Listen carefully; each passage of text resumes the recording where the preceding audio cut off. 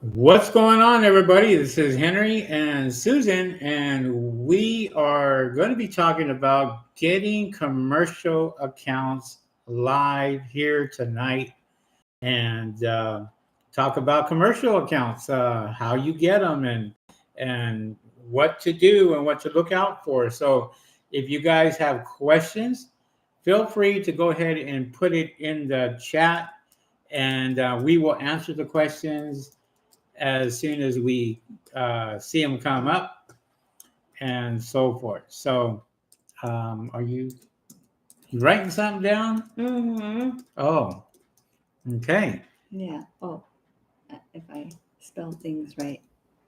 Oh. Yeah. Um, There we so, go. Okay. So I'm ready. all right. Okay. So, like Henry said about commercial accounts, as a lot of you or some of you may know that Henry has been a vendor for Target for what about a Couple years now. about a couple of years. It took him about a year to become a vendor for Target, and we clean one of their smaller distribution centers, um, in No, we're not going to say where it's we at. cleaned one of the windows of one of their distribution centers. One of their buildings. Oh yeah, one of their buildings. And so the other day, a couple of days ago, we got a phone call from the facilities person manager in charge of the big building, Target Distribution Center in Riverside, that is off of the 215. And they just called us to clean their windows. So we have that as an account. It's a big center that's about a mile long, roughly about a mile long, and they have asked us to clean their windows on their big facility. So we are happy that we got the call. They just they just finished building it in August of last year, and tomorrow they're going to have their grand opening. Well, they're getting ready for the grand opening. So tomorrow we're getting up early in the morning to clean some windows, get that all taken care of for them. It's a huge building, and so we kind of preparing for this and trying to get all this taken care of. So tomorrow we're going to be out there along with a few other people that we contracted some work out to help us out. And so we're trying to get that taken care of at the same time, and help other people out. So. But this one didn't come quick, easy for us to get. A lot of you think that getting commercial accounts. Well, let's talk about that. Let's talk about commercial accounts. Let's talk about how many people call us, and their main thing right away before they even get into this business is how do you get them, right? Is what do they go for? What do they want? What are they shooting for when they get into this business? A lot of people, from when I started helping Henry out, the very first thing that comes out of their mouth is, "I want to get into commercial accounts." Yeah. And when you're starting your business, you want to get your feet wet first and make sure you have, the right equipment. Make sure you're ready for when you do get that phone call, that you are prepared to actually go out there and do the work once you get the bid. Because if you want to go after commercial accounts from the get-go, then you're going to be stuck in a situation where you're not ready for it. No. And so a lot of our commercial accounts, we've never had to go up to them and go after them. They've actually found us and they have called us. So a lot of people, we want to get people, educate people that to understand that commercial accounts don't just happen overnight. Yeah.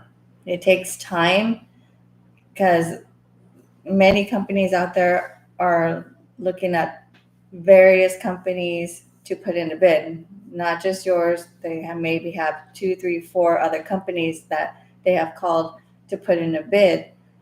And when you put in the bid, it's kind of a waiting game where there's so many people that look at the bids and they have to make the decision, but it's not just one person that makes the decision. They have to talk to other people that's involved in the project.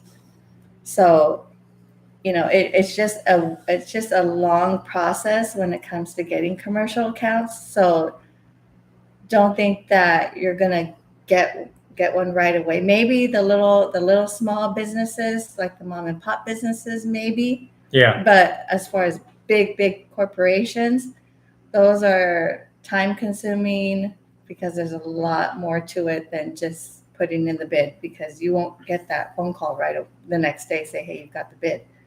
There's a lot more that goes into getting these big corporate accounts, because I've seen videos out here where some of these guys make it sound so easy. They make it sound like, oh, all you need to do is get this and get that and go over there and talk to them and what have you. And that's never the case, because you're dealing with corporate, and corporate basically has control over everything. And it's a matter of, how do you find these people to go out there and get into the corporate stores and what have you?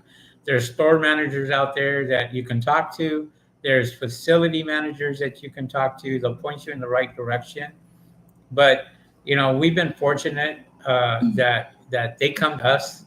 And so we've been getting a lot of commercial that have come to us, and we put in the bids. And once we put those bids in, then they get accepted, and then we're going to work, and sometimes you can put a bid in and it may take months. I think a couple that we waited over a year to hear from them. Right. If you guys, I just want to make sure that you guys can hear us okay. So just put something in the chat if you guys can hear us. I want to make sure that this is going out and people are actually tuning in, because for some reason it looks like I'm having an issue here. But anyways, just put it in chat so at least I know you guys can hear us and everything is good.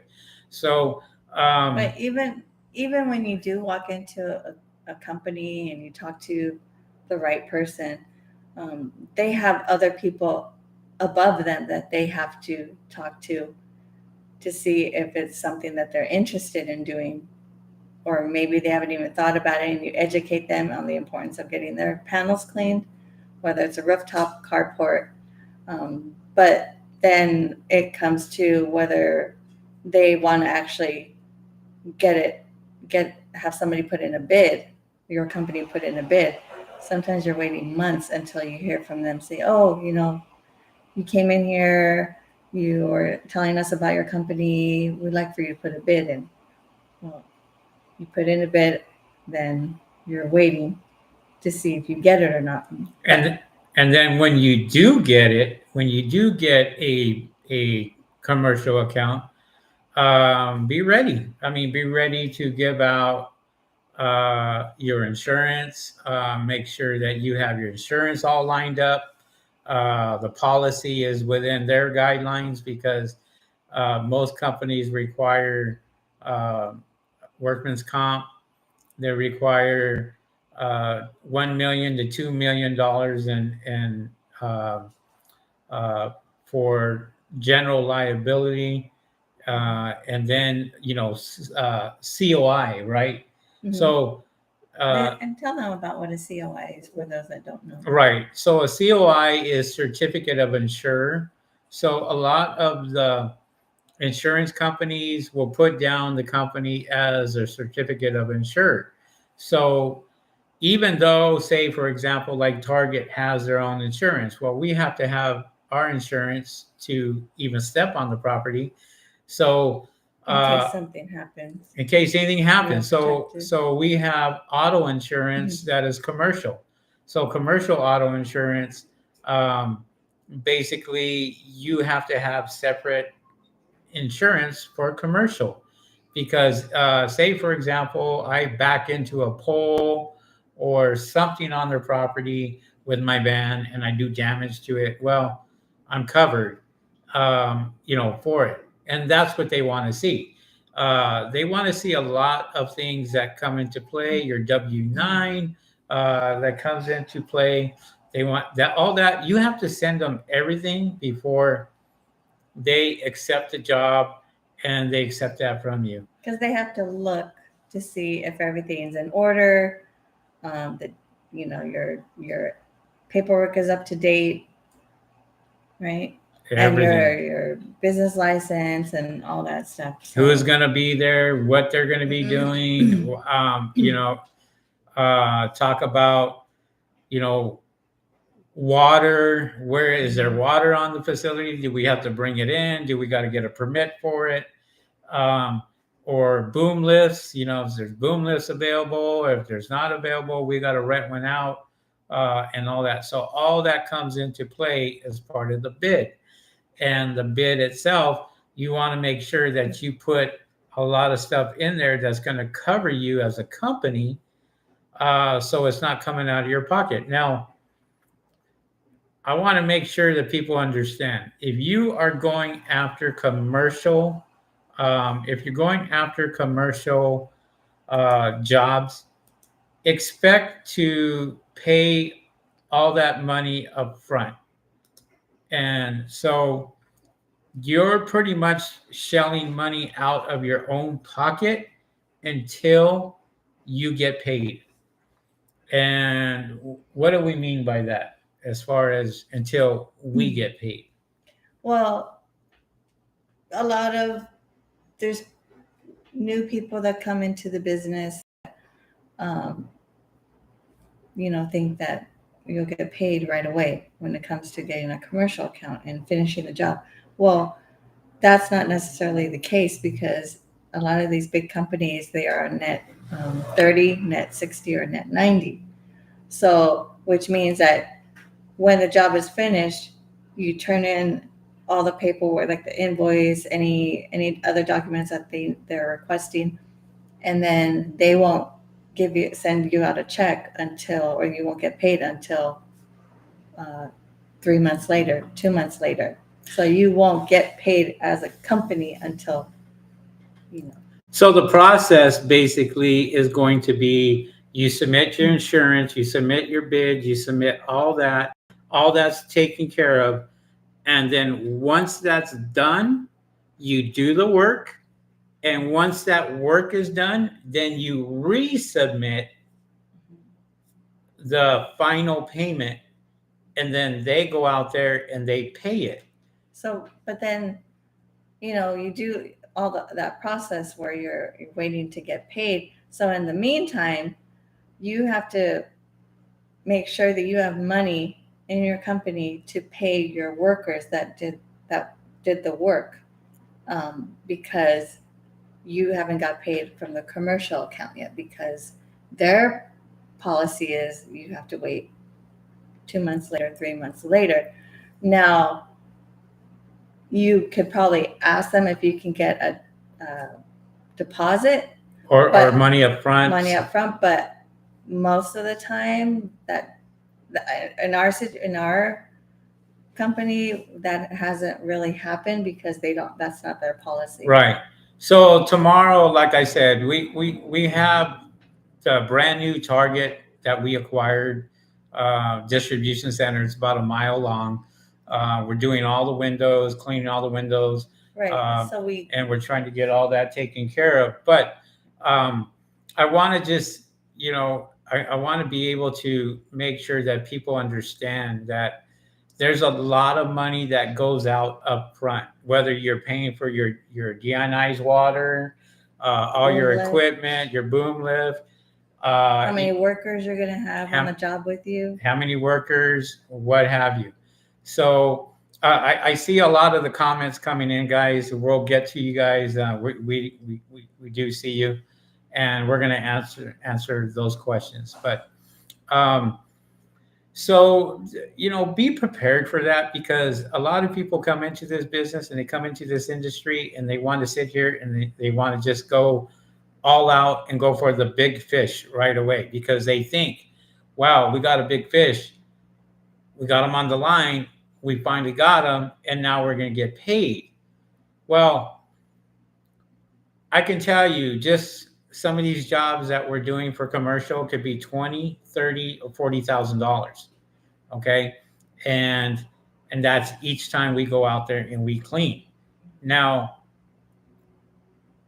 you're not getting that money for a while, for a long while, and you gotta be prepared for that. You have to, because everything they expect you as a company to sit there and say, okay, you got to survive on what you do to get the job done, get it Thank done you for the work done, and you'll expect a check in 3 months, in 3 months. basically. Yeah, I mean, there are corporate accounts and there are business accounts that we have that we have to wait, and unfortunately, And there's not much you can really do about it because that's their policy. right. So you don't want to pester them. You don't want to ask them. You want to ask these questions up front. That way you know ahead of time, okay, I'm not going to get paid from this. Well, that's part of the contract too. Yeah. So and they'll put that in there, and just so you guys know, most of the contracts being drawn are from the company, not from us. We don't draw contracts. They actually have their own contracts. Big Fortune 500s like Kohl's, FedEx, UPS, Send it to you. Target, all these big corporations, they send you a stack like this of paperwork, and you got to fill all that paperwork out and get it all taken care of. So if you're ready to do that, if you're ready to go out there and tackle that type of work, be prepared to cross all your T's and dot all your I's, because they're going to ask for that before you even start the work itself. Yeah. And that's what a lot of people, I don't know how many times people have messaged Henry or called him and say, hey, how do you get commercial accounts? we had one yesterday on Instagram or something, I think it was. Yeah, and he was asking, I want to get a commercial account. How do I get it? And it's like, right. And don't expect me to sit here and do this stuff for free. Okay. I work very hard to what I've done, and I've taught a lot of people this business. And for me, it's like we've worked very hard to get these big corporate accounts, and you don't expect somebody, even like myself, to go out there and say, here you go, this is how we do it, without any type of, I guess, training. Or I think it's better when you not physically go over there and show them how to get a commercial, because there's things that is between, our company and their company, and, there's you never want to have somebody just sitting there watching or listening how you negotiate, because I cannot tell you how many times I've brought people into this business and they literally have gone and undercut me, and they have done things that I find out later which companies they are, and they took advantage, so to speak. So we won't you won't be able to go with us to the property to negotiate with the company or to even look at them. He can talk to you through Zoom and walk you through the basic steps on how to approach a commercial account, or the steps you have to take to get a commercial account, but you won't be there physically with us too. No, that's just one of the things that I have to, and this is what I'm teaching Susan at the same time, is the art of negotiation, right? Of going out in there, talking to them. She's listening, she's hearing everything, but she's vested, right? She is a vested partner with me. And so she needs to know this stuff when she's there, and I may not be there. I may be in somewhere else, and then she's has to go in there and talk to the bigwigs. And if you don't know what you're doing, then you're going to get stuck. You're going to get stuck on that negotiation. And if they see you flinch just a little bit, you're done. You're done. So let's get to some of the questions. We've been going on 20 minutes already. So we do see people coming in. So thank you very much, guys. Hey guys, for coming in. David 24/7 from Fresno says, "Hi guys, it's 109 out here on Thursday. That's very hot in Fresno. 109 degrees in Fresno, right? That's really hot. It hasn't reached that out here yet, I think. No, not at all. So, but I think it's eventually going to be coming. Everything you are mentioning in regards to commercial. Say who it's from. So David 24/7. Everything you're mentioning in regards to commercial, a LLC is required. No, I'll tell you that straight out. LLC, any type of corporation is not required to get a commercial account. I don't care what anybody says. I've got commercial accounts without having an LLC. I did not get my LLC for this particular business until almost a year and a half later. And I was doing commercial accounts. That's not what they look out for, guys. Listen, I'm going to tell you very simple. People have the mindset of trying to get an LLC and all this before they even start their business, which is great. No problem. More power to you. But the fact of the matter is, I've always had my bookkeeper has always told me, he said these words to me and basically said, why would you get an LLC for a business you don't even know that's going to work? And that's always stuck in my head. He says, you get an LLC for a business that's making money. And it's so true, because people get LLCs and they get corporations and they go out there and they get all this stuff, and then they fail at whatever they're doing. And the business just doesn't take off. And they lose all this money because they went out there and got an LLC or a corporation, a C Corp, an S Corp. Look, I got an S Corp, I got a C Corp, I got a sole proprietor. I got all these corporations underneath me right now. And honestly, it's tax purposes. It's for your taxes. It's, when you file your taxes, it's going to help you. There's lots of write-offs, lots of expenses, lots of stuff like that. But there's some corporations that won't even consider you, even if you're, say, for example, a sole proprietorship. They may want a C corporation to be doing business with, or an S corp, or what have you. I know for a fact that when we went out to go get a business loan or something where we were looking at that, they were not looking at sole proprietorships at all. They were like, nope, if you're sole proprietor, we don't want to deal with you. So I had a sole proprietor for another business, and then I had an S Corp, and I also had a C Corp, and they took the C Corp right away. So it just depends what you're trying to do. You're trying to get a loan, you're trying to get a business credit, with Equifax, Experian, and Duns & Bradstreet. You have, there's a lot of things that you can have that's going to help you out in the long run.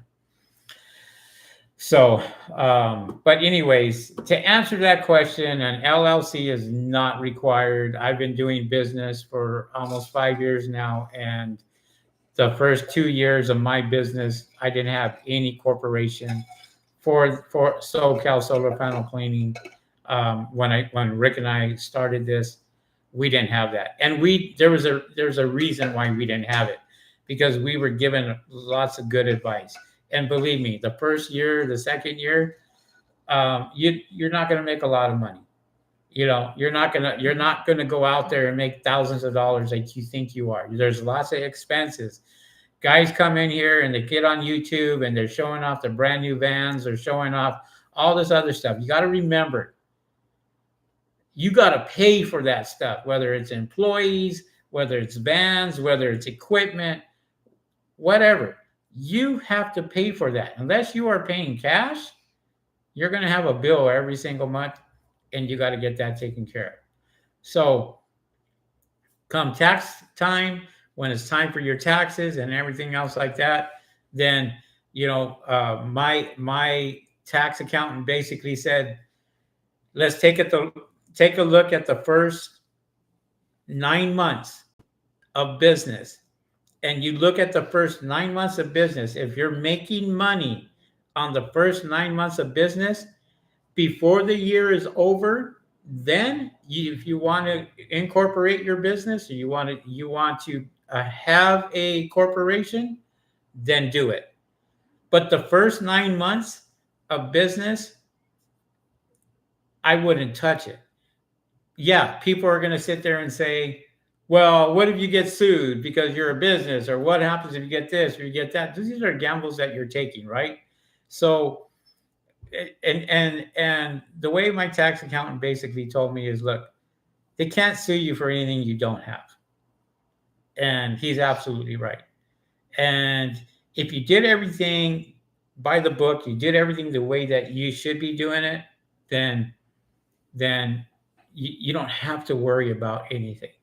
You don't have to worry about that. So, but great question, by the way. Let's see, who's next?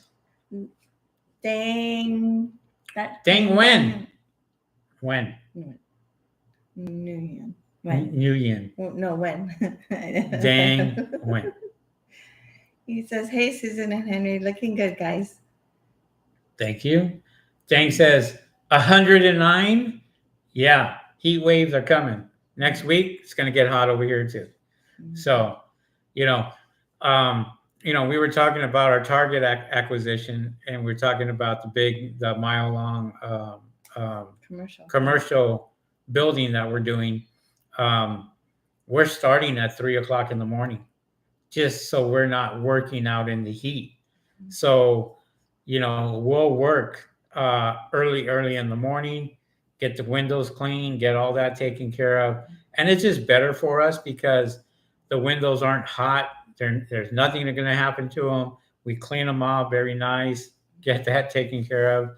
And it just works better that way for us. And we got the approval from the operations manager, and he was good with that. So we're looking forward to cleaning the Target. Account, a mile long. So we'll see. We have another big corporate account that we put in bids for, waiting on that. And so we've been waiting on that particular one for over a year and a half now. Yeah. So again, this is what we mean by you put in bids, but you won't hear from them for months and months and months. I mean, we don't do anything special that you guys probably aren't going to do. I mean, they see us out here, they see us working, they see us and they call us and they say, hey, can you put in a bid for this? I think a lot of the times that they're waiting, that the waiting period is because, like I said, there's more people that they have to discuss the project and the budget. What type of budget are they looking at as far as, to clean their panels? Each company is different. Right. Let me explain to you how this works in this industry. Okay. We've seen it every year. And the way that it works is before summertime comes along, you're going to get a bunch of companies that are going to be calling you. And all they do is they search on Google and they find the companies in that particular area, and they will call you and they will ask you to put in a bid. Now, we've been called to put in bids for schools. I mean, schools in Southern California, all the schools in Southern California, all the schools in Northern California, to put in the bids for all those. And I've seen the contracts. I literally had the list of every single school that we were going to do, put in the bid, and we lost that bid by 2 cents. And they told us you were 2 cents too shy. And so 2 cents shy of getting the contract. But if the other person fails or something happens, we'll be more than happy to give you a call. Well, we already know when we're putting in these bids, and there could be $300,000, $400,000, $500,000 that we're putting in these bids for. We already know that they have called 10 other people, 15 other people, and gave them the same story and said, we got this contract coming up for Kohl's. We got this contract coming up for the schools, Costco, FedEx. We got these contracts coming up for this. We are the management company, and we need a bid. So there's some that we literally put in bids for management companies and got them right away. And so we just got three basically new contracts for these are contracts for commercial, and that's not the one that we're doing tomorrow. That we're doing tomorrow. This is a whole separate one. But some of these were months ahead. So they call you, and then they sit there and they go, can you put in the bids for it? And if you know how to bid on a particular contract, you know how to go out there and word it correctly. I think it helps. I think a lot of people, they think that if they bid so much that they're going to get it. Well, sometimes they may not be the case. Sometimes, you want to price it right where, it sounds good to you, and it could sound better to them as far as your pricing on. Pricing has to make sense. Okay. I have seen bids of $25 per panel, $30 per panel on some. I've seen those bids where they come to me and say, hey, I'm bidding on this, and I'm going to go ahead and bid on that. Do they get those? Sometimes they get lucky. Sometimes they do get them. Sometimes they don't. They'll never hear from that person again, because it has to make sense to the person that is running that. And so when it comes down to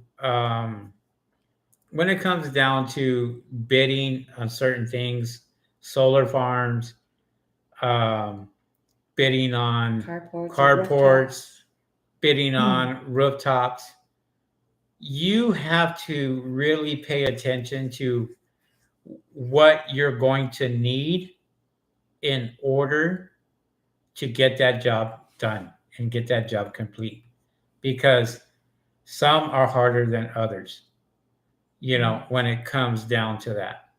So, and don't be discouraged if you get rejected from the company. It happens to the best of them. And so it's just a learning process. You're not going to get every single account. You're going with the percentages. Okay. You're playing with percentages. Like I said, every summer we get calls from all over Northern California, Southern California, put in a bid here, put in a bid there. And we put in those bids, put in a bid, San Diego, Imperial. We put all over the place, Palm Springs.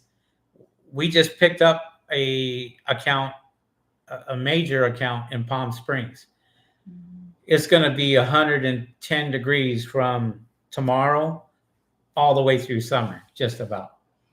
And we have to work in at night. We have to work to where it's, we're safe and we're okay cleaning these, because if you try to even clean some of these during the day in that type of heat, you are probably going to burn yourself out extremely Heat stroke. fast. Heat stroke, Mhm. heat exhaustion, it's going to happen. I mean, we had 6 jobs today and got that done. Plus, we had a few inspections that we had to go take a look at and get those done. So it was a very long day. We walked in a little after 5 o'clock. We couldn't even be on 5 o'clock because we had just walked in and we didn't make it on time for our podcast.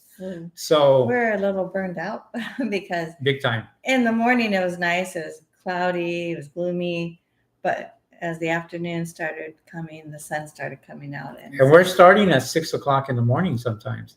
Tomorrow we start at 2. We're taking off around 2:30 in the morning just to get going and get working.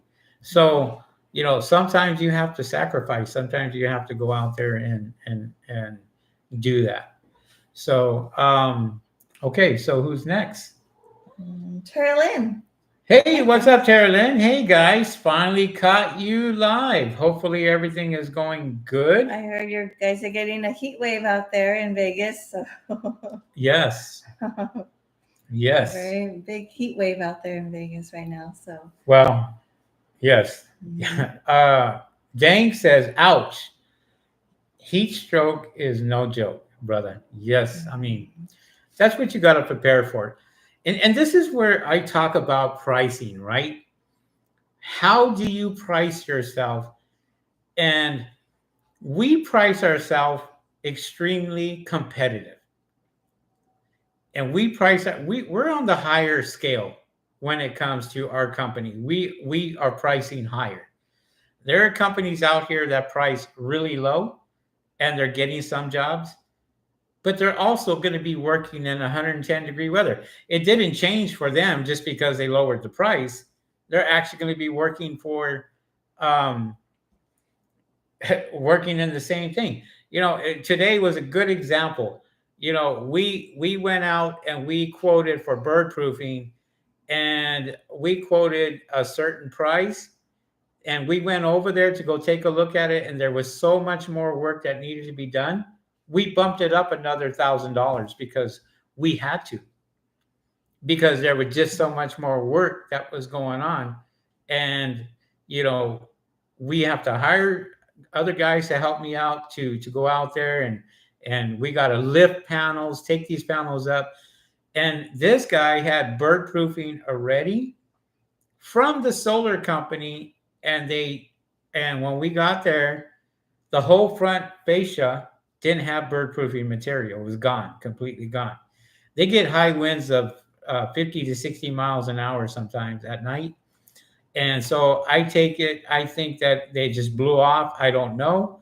But this is what we talk about as far as doing things right the first time, making sure that it's done correctly, and then you don't have to ever go back. And they were sick of it. They were tired of the pigeons and what have you. And so we're just waiting on the approval. But we priced it extremely high because we had to. And the guys that go out there and they do it for, $200-$300, they have so much work out there that just the material itself is going to cost them that. And that's only for a small portion of what they're going to do. So you have to make sure that you price yourself out, especially come summertime. I have seen so many companies that are failing and just closing their doors because they're not getting the work that they should be getting, and they don't know how to market themselves. They don't know how to go out there and do the marketing. So they're not getting the phone calls. They're not getting this. I mean, why are we getting 6-7 jobs a day? Why are we doing that? We're not doing anything special. I'm not advertising through pay-per-click at all. Everything is organic. So we get organic sales. We get big corporations calling us and saying, can you put in bids? Because they know where to find us. I have my website right now being revamped and redone by uh, by by some internet marketers that know what they're doing and that are awesome at what they do. And I've seen their work, and so they're redoing it. And this is the 5th time that I've redone my website. But this is what you have to do sometimes. You have to do that in order to get people to see you. And if you're able to get people to see you, then there you go. All right. Petra. What's up there, Petra? Petra Hernandez. Hey, Dang. Hi, Dang. Yeah. What was it say? Yeah. Yeah. OSHA is on the lookout for people working in the heat. It's illegal. OSHA, yikes. At what temperature is it illegal? Look, Cal OSHA, that's I don't want to sit here and scare people. I don't want to sit here and make this something that is bigger than what it is. Okay. I have seen people that literally have gone up 50 feet in the air without a safety harness, without a hard hat. And Cal OSHA, I mean, yeah, they're out there, but most of the time they're out there is when a major accident does happen, somebody dies, a bad injury, something like that. Yeah, they're out there. Going out there and looking for people. I mean, everybody's working in the heat right now, whether it's a roofer, whether it's a solar panel cleaner, whether it's a power washer, construction worker. They're all out here doing work in this heat. And you just got to be really careful. You got to hydrate yourself. Make sure that you go out there and do what you need to do to keep yourself from passing out or anything heat exhaustion. Make sure you're covered up in long sleeves, covered up, wearing hats. Sometimes I don't wear hats, as you can see right here. And she tells me over and over again, wear a hat. And I just refuse. Am I worried about OSHA? Hell no, I'm not worried about OSHA. Oh, it has nothing to do with OSHA. It has nothing to do with OSHA. It has everything to do with myself. Yeah. Right. So, again, it's my stubbornness to sit there and say, okay, yeah, I should be wearing a hat. Sometimes hats are very uncomfortable for me. I wear hard hats mostly all my years, 23 years, I wear a hard hat, and a safety vest and all that. Tomorrow, I'm wearing a hard hat. 3 o'clock in the morning, wearing safety vests, safety harnesses, all that, because that's what's required. So you just want to make sure you're out there and just be prepared of the heat and make sure you just be safe out there in the heat. Yes. Okay. Carolyn says you can't be a sole proprietor in Nevada if you have a partner. No. An LLC is necessary. Yes. A sole proprietor means you're there running the business by yourself. If you have a partner, that's a partnership. That is not a sole proprietor. And I'm not going to get into it because I am not an attorney. I don't want to give legal advice. I'm just telling you from the top of my head right here, and this is my thing, is that you're absolutely right. A sole proprietor is not a LLC with a partnership. That is called something else. David 24/7 says, great point, Henry. Petra says it's under the health and wellness guidelines. Appreciate that. Commercial electrician. What's up? Just got home.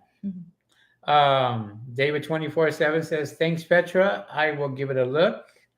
Carolyn says Petra. Petra's very popular here in our podcast today. Or all solar cleaning services from Orlando, Florida. How you doing there, Mr. Juan from Orlando, Florida?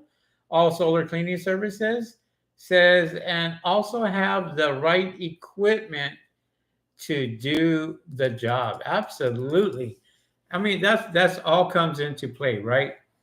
You cannot go to a commercial building that's got 4,000 windows and have just a small little simple brush, a brush from Home Depot, and expect to do this work in days or weeks. So, yes, having the right equipment is very, very important when it comes to that. So, getting commercial accounts. I mean, you guys out here that are in the chat room, tell me, if you can, tell me your experience with getting commercial accounts. If I'm off base at all, or we're off base, let us know. I mean, we want to know, maybe there's something here that we didn't cover that somebody might bring up that's a good point and we may have missed, but maybe people out there have been lucky and they got the account right away. We don't know. Yeah, I mean, there's lots of people going after commercial accounts, and when we talk about commercial accounts, all we're trying to do is educate you on, if you're coming into the solar panel cleaning field, don't go after the big fish first until you get your feet wet and go out and do these smaller jobs. Don't do that, because you're going to find out really, really quick. You're in way over your head when it comes to. And don't go out there, a commercial account, and go out there aggressively and constantly bug them and show up unannounced and all that. Really be respectful of them, just like they're being respectful of you, and understand their policy, and whatever they tell you, just go with it, and you just got to be patient. Yeah, so a lot of times, like, say for example, like us, we make an arrangement, we have a meeting, we go out there and we talk to whoever we need to talk to, and we say, hey, can we go check out the site? Can we go out there and take a look at it? And sure enough, we're going out there. And when you're actually talking to the person who's making the decision, it just makes things a lot easier for you. And everything takes time. Like Susan says, everything takes time. They're getting estimates, they're getting bids, they're getting all that, and it's okay, fine. It's making that decision. Okay, when can we get it done? Most of our work for commercial is either in the middle of summer or at the end of summer in November and December, where they're starting to push everything out and say, look, we need this done before the year end, because they got to close their books. So they're rushing us to get out there and get it done. I cannot tell you how many times that we have gone and done commercial accounts in November and December just to beat the deadline of year end. Well, the schools are a little different. They run it a little different than the corporate accounts. Well, I said that already. Schools are under one contract here in Southern California, Northern California. Anybody who's interested in trying to go after a school, good luck. Because there's a whole list of schools that are, and we have that. I have that list, and I have that list of every single school that we have to bid on, because I bidded on that for 4 years in a row already. And they go with somebody. They go with whoever they're going to go with. But you know what? Those contracts are $500,000 contracts. Those contracts are huge. and it's a big responsibility. It's like jumping from one school to another school to another school. You might as well throw everything else away and just concentrate on the schools if you want to do that. And we get hit up by management companies that are on the East Coast, and they sit there and they're managing the West Coast, and it's no different. The West Coast, it's East Coast managing them, so it's no different when it comes to that. Schools, I mean, we put in for it. We actually put in one a few months ago for charter school. Oh, so we're still waiting on that one. Let's talk about that, because not all schools are underneath this contract. A lot of the public schools are underneath that one big contract. Yeah, that private's different. Private, you can go after private. They usually have their own thing, and talk to them, and then before you know it, you're working on their school, and kind of doing that. But when it comes to public, I know for a fact we bidded on Northern California, Central California, Fresno, Visalia, and Southern California, all the way down to San Diego. And that was under one person, one management company, when that comes to that. And then, all these new people are out here trying to figure out, hey, how do I go and get this school, or how do I go do this? But when they find out that it's one huge contract, then they go, okay. So this is why we tell you sometimes it's not best to go after the big fish, okay? Or go out there and try to go after that cherry on top of the tree when you have low-hanging fruit that you can just pick off day by day by day. Tara Lynn says, no, you're on base. The process can be lengthy. Sometimes it's not depending on the amount of the contract. No, not at all. I mean, the contract doesn't mean anything. They want to know references. I mean, we've been asked for references, and luckily we've had FedEx, Kohl's, Target. We've had Panda Express. We've had these, and then we've had apartments, we've had condos, we've had associations, we've had senior communities that we've cleaned solar panels for, and we put those all down for references, and they like that. But sometimes you got to start from the beginning, and that's all you got to do is let them know, hey, we're a new company, we're just starting out, and we're just trying to land our first big contract. Try that and see what happens. You never know. You might get lucky and sit there and go, oh, okay, great. If you guys find that this is valuable information, that you guys are learning from this, subscribe to our YouTube channel. If you're not subscribed to our YouTube channel, and click the like button. And click the like button right there. Right there. Got to get in your face. Right there, click that like button, and we appreciate that. Tara Lynn says, but for commercial accounts, you need like $2 million in general liability insurance. So got to be prepared for that. Yeah, there's some companies out there that ask for a $2 million policy. There's some that ask for a $1 million policy. We've worked with $1 million policy with companies that required only $1 million in coverage. But yeah, Tara Lynn's right. The big corporations, the Fortune 500 companies, are going to ask for more insurance. And you know what the funny thing is?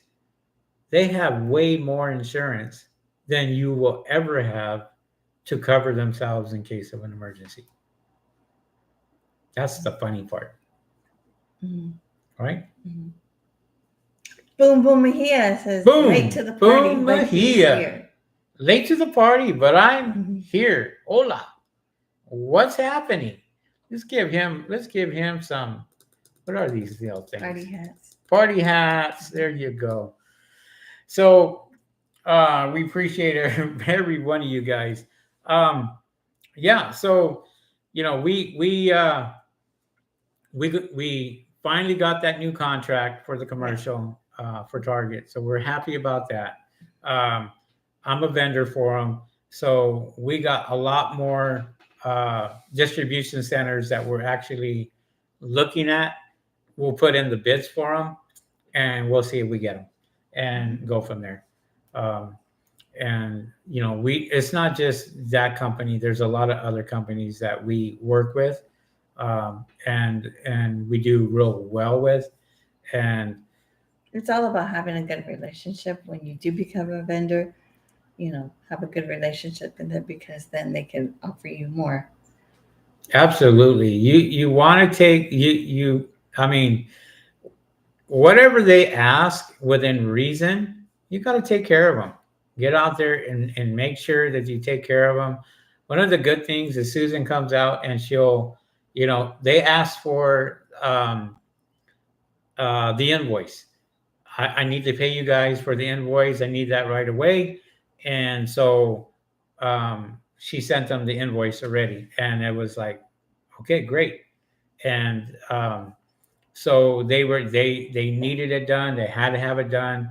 And we were the first ones that they actually called. And they did tell us there is a lot of other people that have put in to clean these windows, but we're going with you guys. And that meant a lot to me, a lot to us, because that just tells you our hard work is finally paying off. And 4 years ago, there was no companies out here doing solar panel cleaning. Now, even in our area, It's oversaturated now. in our area, and even Northern California is getting saturated. And actually, I think Vegas too is getting A lot of people coming up in people. Vegas. We just had somebody else that just started a new Yeah, Carolyn, there's people out there. that are contacting us saying we just started here in Henderson, or and no, you should not be worried. I mean, listen, Carolyn, Carolyn's locked in. you're locked in. Don't worry about it. It's just like us, right?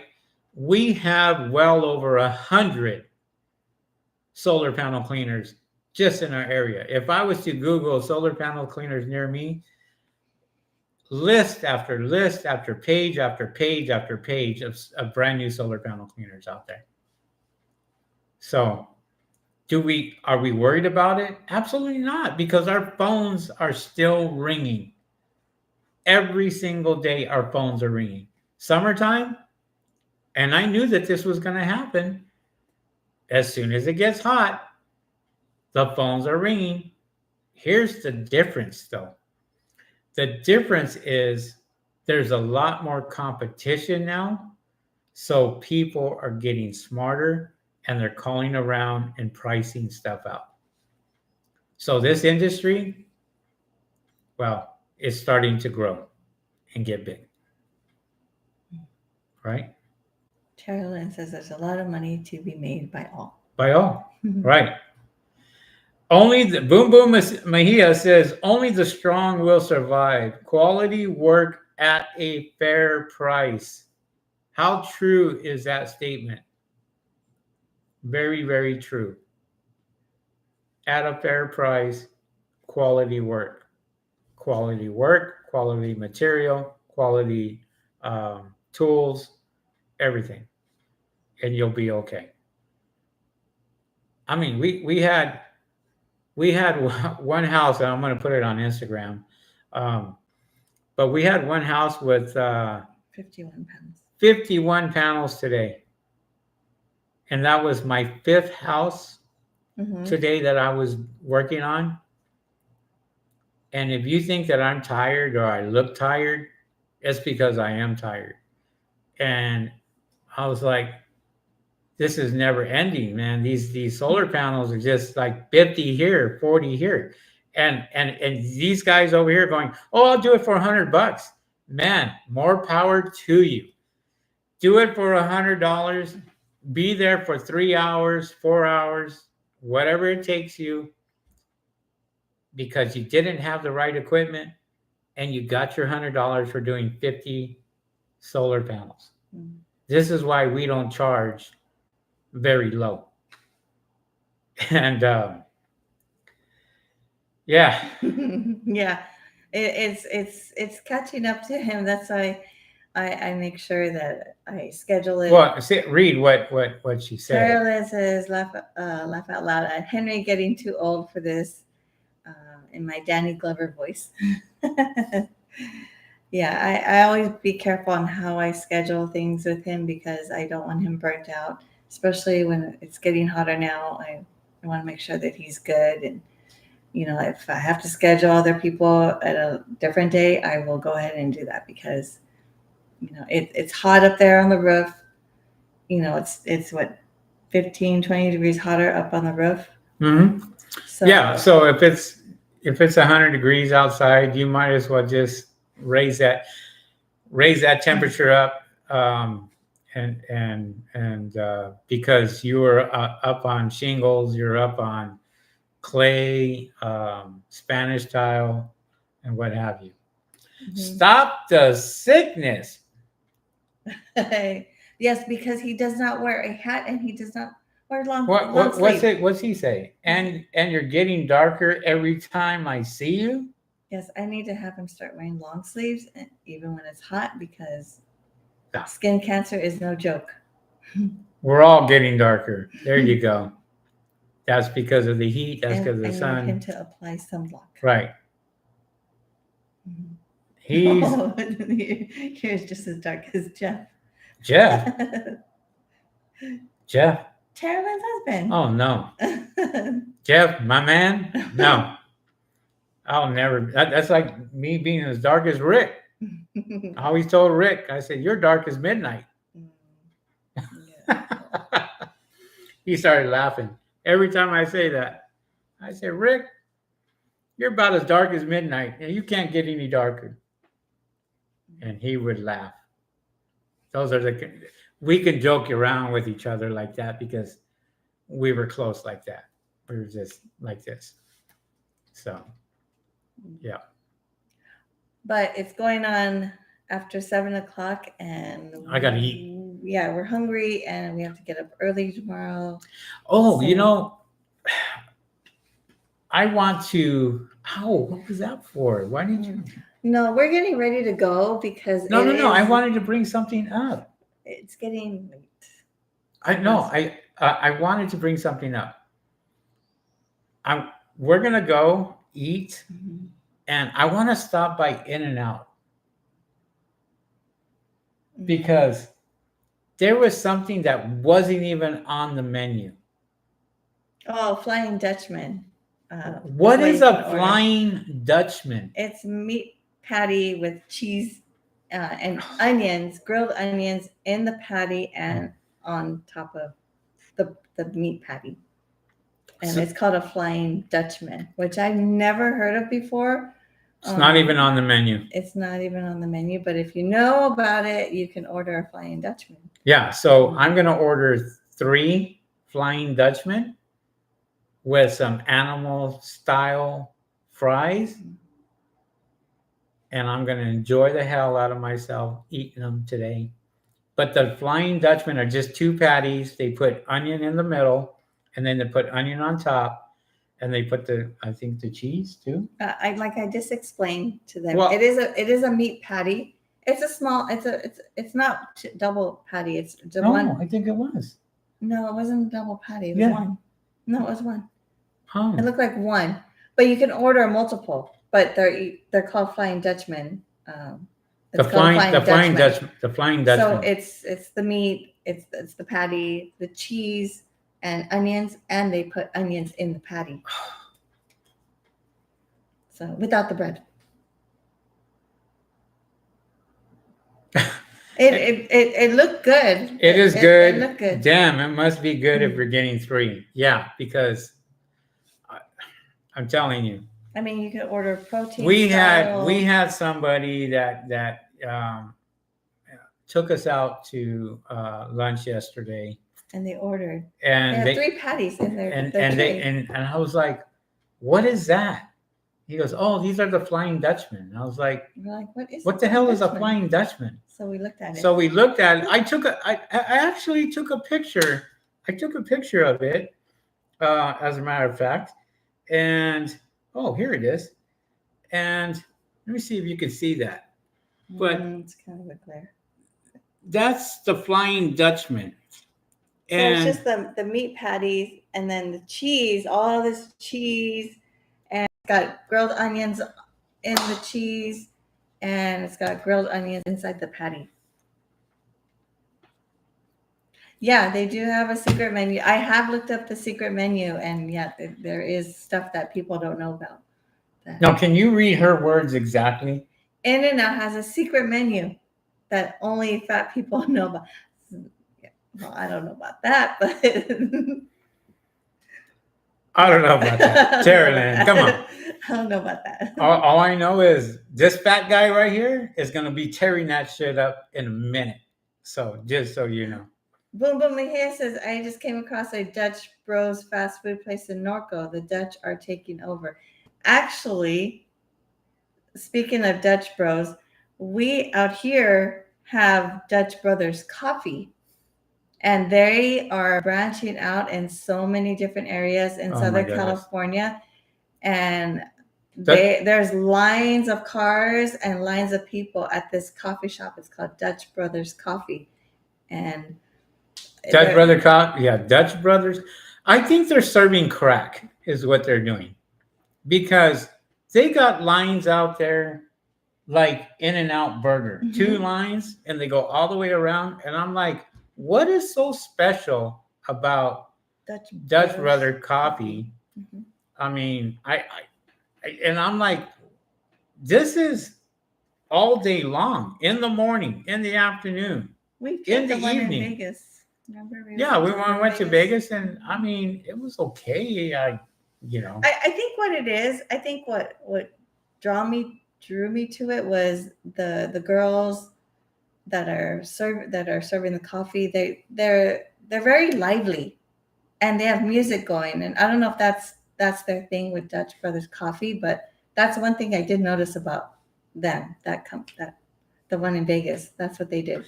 Yeah. Boom Boom Mejia says, I came across the Dutch Bros fast food place in Norco. Yeah. Do me a favor, send me. If you can, just text me that place. I like to try it, just to try it. It seems like it's pretty good. We can just look it up on Yelp.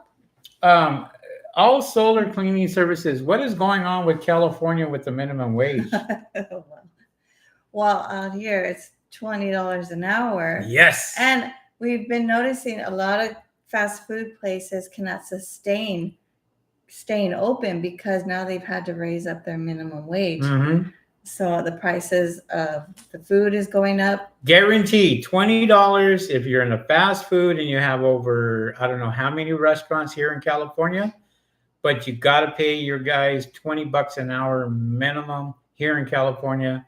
And there's a lot of companies out here that are going out. As a matter of fact, I think we just heard one. Oh, Rubio's Tacos is closing. I don't know how many locations are closing. Yeah, but they can't. They even said they can't sustain the food cost. The food cost and yeah, all this the food that they have to make the tacos is going up, and they've had to raise their minimum wage, so yeah, they can't stay open. All Solar Cleaning Services, is that affecting you? No. Mm-hmm. What is that? That has nothing to do with us. Mm-hmm. As a matter of fact, we pay more than $20 an hour on our guys. So we're not even worried about the minimum wage. Boom Boom Mejia says 48 locations are closing. Oh, 48 locations. Mm-hmm. Yeah. So, yeah, it's Carolyn says, it's the crack they put in it. Every time I drink one, I do the crackhead dance. Oh, okay. Show me what that looks like. I want to see what the crackhead dance looks like. Probably funnier than hell. So, but yeah, guys. Hey, thanks a lot for coming on to our podcast. Every single one of you guys. If you're not subscribed to our YouTube channel, subscribe to our YouTube channel. We are growing tremendously on our subscribers.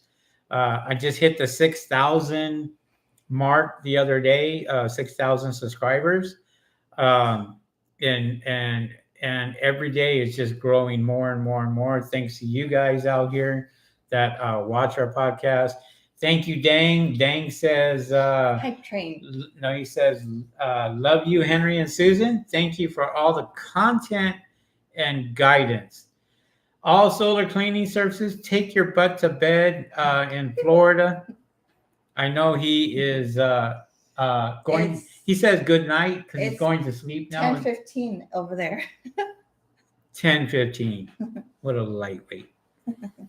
So Yeah, time for bed. yeah, we're up till midnight over here. And then we gotta no. go. Then we gotta go at 2:00 in the morning and head out. No, going So- earlier. Yeah, today we are. So thank you guys for coming on. We appreciate that. And if you're not subscribed to our YouTube channel, subscribe to our YouTube channel.